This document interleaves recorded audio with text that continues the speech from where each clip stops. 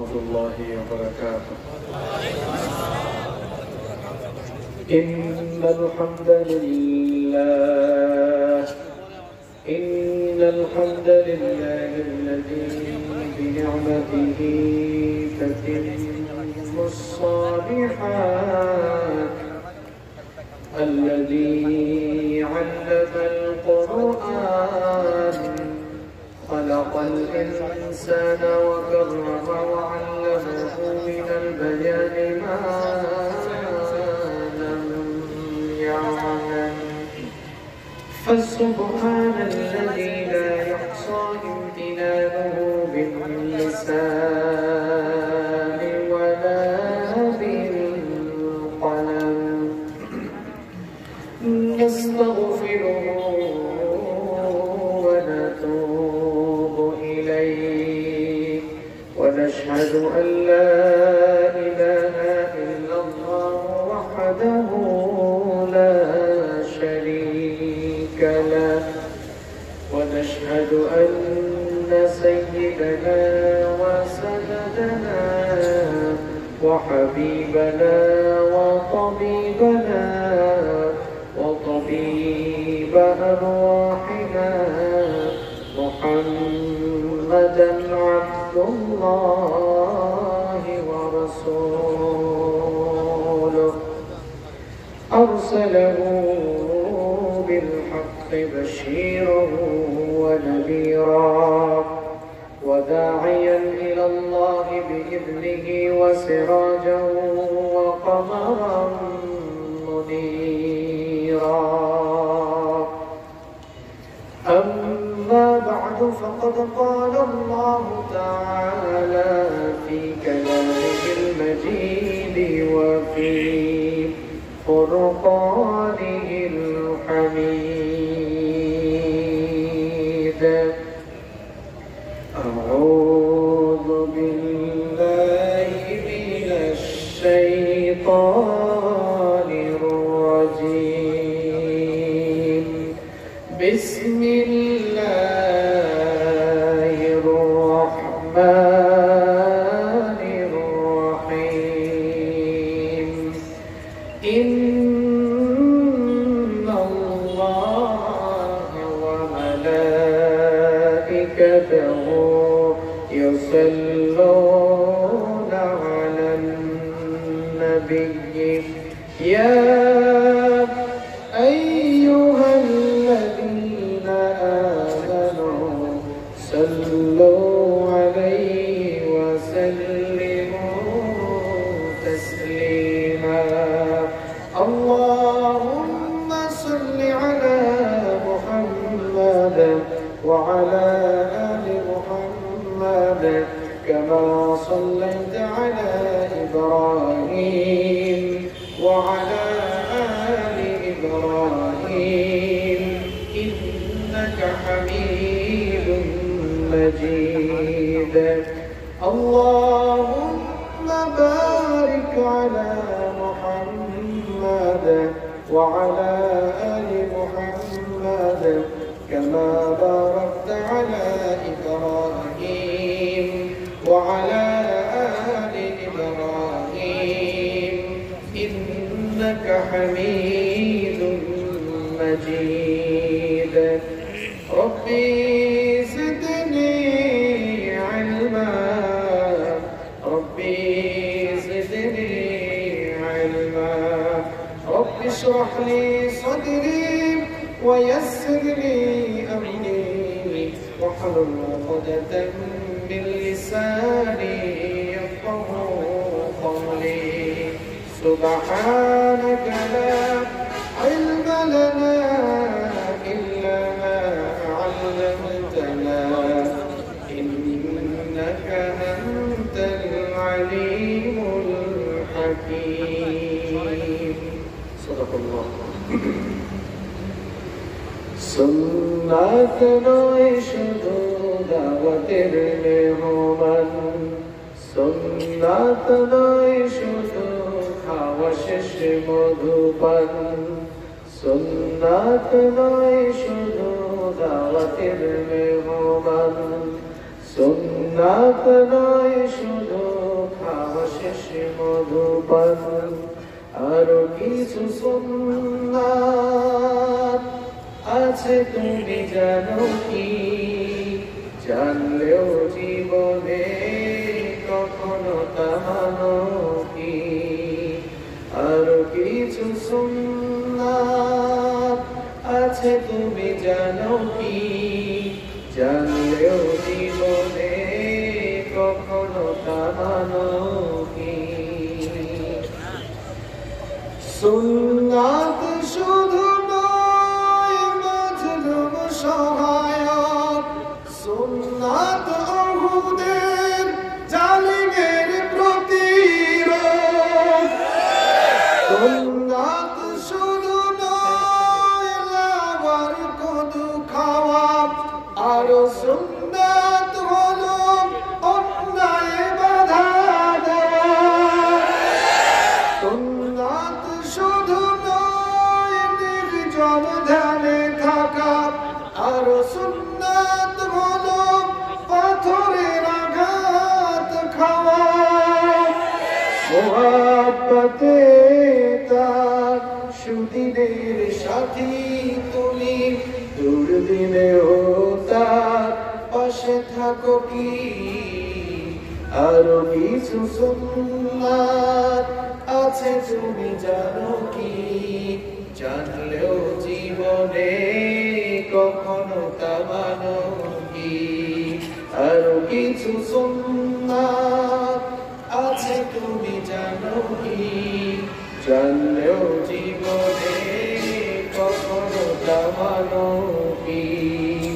সুন্নাত কোরআনে সমাজ বিনির্মাণে বৈরী সকল মারিয়ে চলা। সুন্নাত দাওয়াতে দিনের পাশাপাশি ইসলাম রক্ষায় হাতে তলোয়ার তোলা। সুন্নাত শুধু নয় নমনীয় আলাপন, সুন্নাত প্রয়োজনে হুঙ্কার গর্জন।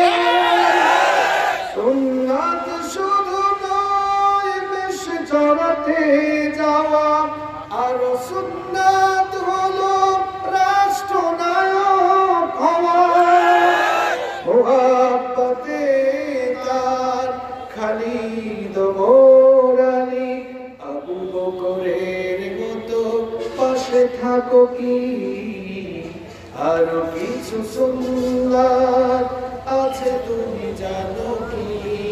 জানলেও জীবনে কখনো তা মানো কি? আরো কিছু সুন্নাত আছে তুমি জানো কি? জানলেও জীবনে কখনো তা মানো কি? বাংলাদেশের অত্যন্ত সুপরিচিত ঐতিহ্যবাহী কুমিল্লা জেলার বৈচং উপজেলার কালাকুচুয়া কাজীমুদ্দিন খন্দকার উচ্চ বিদ্যালয়, আলহাজ আব্দুল হক খন্দকার মহিলা দাখিল মাদ্রাসা এবং ফারুকিয়া হাফিজিয়া মাদ্রাসা এর যুগে আয়োজিত আজকে এই ৫৫তম ঐতিহাসিক তাফসীরুল কোরআন মাহফিলের মুহতারাম শ্রদ্ধাভাজন সভাপতি কাজীমুদ্দিন খন্দকার উচ্চ বিদ্যালয়ের স্বনামধন্য সুযোগ্য সভাপতি আলহাজ মোহাম্মদ জামাল খন্দকার, আতাল আল্লাহু উমরাহু ওয়া বারাকাল্লাহু ফি হায়াতিহি। আমরা সবাই বলি আমিন।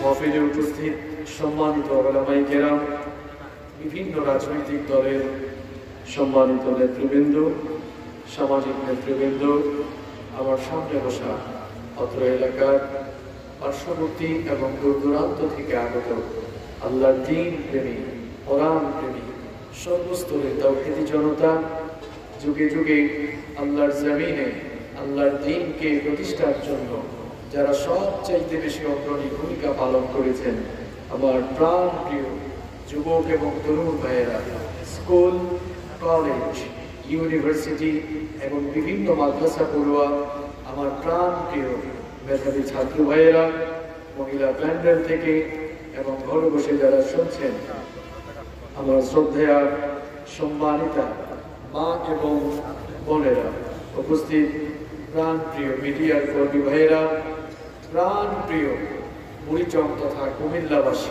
আপনারা সবাই কেমন আছেন? আলহামদুলিল্লাহ, আমিও ভালো আছি। পেছনের ভাইরা আপনারা ভালো আছেন তো? সবাই ভালো আছেন? গোটা দুনিয়ায় এক মহামারী চলছে, পৃথিবীর শক্তিশালী দেশগুলো লণ্ডভণ্ড হয়ে যাচ্ছে, আর আপনারা সুস্থ আছেন আলহামদুলিল্লাহ। আপনাদের জবান থেকে বের হয় না, এটা তো আল্লাহ আপনাদের জন্য ভালো মনে হয়। আপনারা কত ভালো আছেন জানেন? পৃথিবীতে যারা নিজেদেরকে খুব সমৃদ্ধশালী, জ্ঞান বিজ্ঞান উন্নয়ন অগ্রগতি সামরিক শক্তি সকল দিক থেকে নিজেদেরকে যারা অত্যন্ত শক্তিশালী মনে করে, আল্লাহ তাআলার পাঠানো অদৃশ্য একটি গজবের কাছে সেই শক্তিশালী যারা নিজেদেরকে শক্তিশালী মনে করে, তারা অসহায়ের মতো মাথা নত করে দিতে বাধ্য হয়েছে। এই করোনা ভাইরাস পৃথিবীর মানুষকে দুইটা জিনিস দেখিয়েছে। সবাই বলেন তো কয়টা? মুখে কি ঠাটা পড়লো নাকি? করোনা ভাইরাস পৃথিবীর মানুষকে কয়টা জিনিস দেখিয়েছে? দুইটা। যারা কথা বলে না এরা মুখের মধ্যে কুলুপ ঢুকায় রাখছে, একটু পরে ছুটবে। আপনি কত ভালো আছেন শোনেন, আল্লাহ তাআলার পাঠানো এই মহাগজব বিশ্ববাসীকে দুটো জিনিস দেখিয়েছে। এক নাম্বার হচ্ছে কুদরত, দুই নাম্বার হচ্ছে রহমত। দুটোই তো আরবি শব্দ, আরবিক ওয়ার্ড। সহজ বাংলা হলো কুদরত মানে শক্তি, শক্তিমত্তা। রহমত মানে হচ্ছে দয়া, মার্সি, ব্লেসিংস। করোনা ভাইরাস কিভাবে পৃথিবীর মানুষকে কুদরত আর রহমত দেখালো একটু এক্সপ্লেইন করে দিই, তাহলে বুঝবেন আপনারা। ওই যে বললাম, নিজেদেরকে যারা শক্তিশালী মনে করত, আল্লাহ তাআলার পাঠানো একটি অদৃশ্য গজবের কাছে তারা সবাই মাথা নত করে দিতে বাধ্য হলো। এই করোনা ভাইরাস পৃথিবীতে আসার পরে প্রমাণ করেছে আল্লাহ তাআলার ক্ষমতার কাছে সকলের ক্ষমতা অত্যন্ত তুচ্ছ এবং নগণ্য। কোভিড-19 এই প্যান্ডেমিক সিচুয়েশন পৃথিবীর মানুষকে আল্লাহর কুদরত যেমন দেখিয়েছে, ঠিক তেমনি ভাবে এই করোনা ভাইরাস পৃথিবীর মানুষকে আল্লাহর রহমতও দেখিয়েছে। ঠিক তো বলছেন? এটা তো না বুঝে বলছেন। রহমতটা কেমনে হয়েছে সেটা আগে বুঝেন।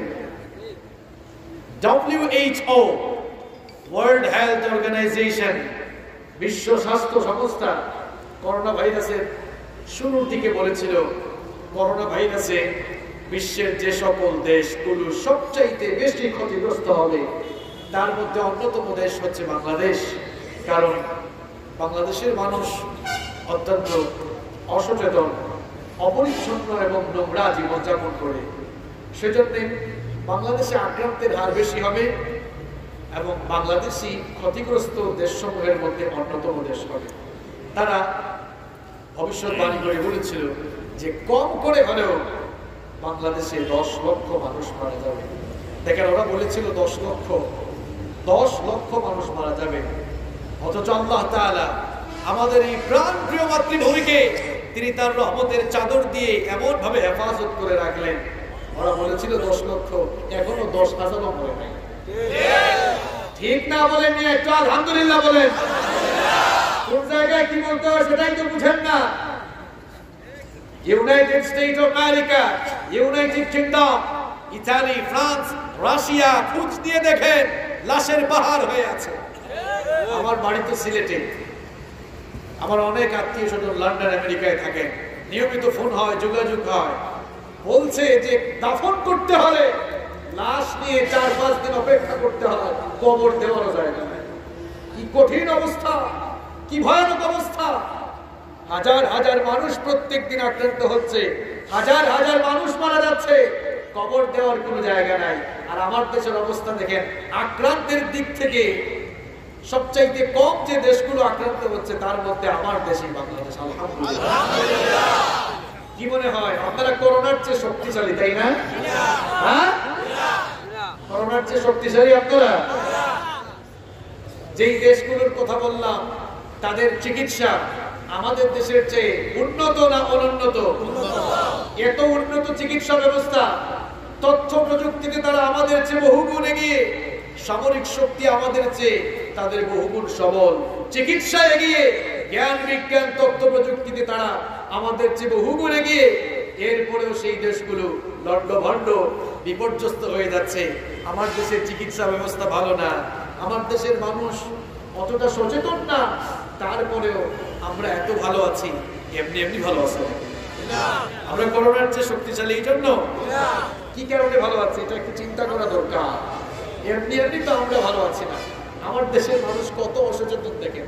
ওই দেশগুলোতে হাজবেন্ড আক্রান্ত হলে ওয়াইফ কাছে যায় না, ওয়াইফ আক্রান্ত হলে হাজবেন্ড কাছে যায় না, মা বাবা আক্রান্ত হলে ছেলে মেয়েরা কাছে যায় না, ছেলে মেয়েরা আক্রান্ত হলে মা বাবা কাছে যায় না। আর আমার দেশের চিত্র ঠিক উল্টা। করোনায় আক্রান্ত হয়ে মারা যাওয়া লোকটাকে লক্ষ লক্ষ মানুষ মিলে জানাজা দিয়েছে, কিন্তু আল্লাহর কি রহমত, একটা মানুষও আক্রান্ত হয় না। আল্লাহু আকবার। এত ভালো আছি আমরা। আমরা করোনার চেয়ে শক্তিশালী এই জন্য, তাই না? কেন ভালো আছেন জানেন? 1 বছর তো চলে গেল, জানি না আপনারা চিন্তা করেছেন কিনা যে কেন আমরা এত ভালো আছি। আমরা চিন্তা করেছি, আমি ব্যক্তিগতভাবে চিন্তা করে আমি আমার চিন্তার ফলাফল হিসেবে যা পেয়েছি তা আপনাদের সাথে শেয়ার করছি, এবং আমিও কনফার্ম আপনারা প্রত্যেকেই আমার সাথে একমত হতে বাধ্য হবেন। যেখানে পৃথিবীর উন্নত রাষ্ট্রগুলো লন্ডভন্ড বিপর্যস্ত হয়ে গেল, আর আমার দেশকে আল্লাহ তাআলা এজন্যই হেফাজত করছে কারণ পৃথিবীর একমাত্র দেশ হচ্ছে বাংলাদেশ। এই দেশে যে পরিমাণ দিন চর্চা হয়, পৃথিবীর কোন দেশে এত পরিমাণ দিন চর্চা হয় না।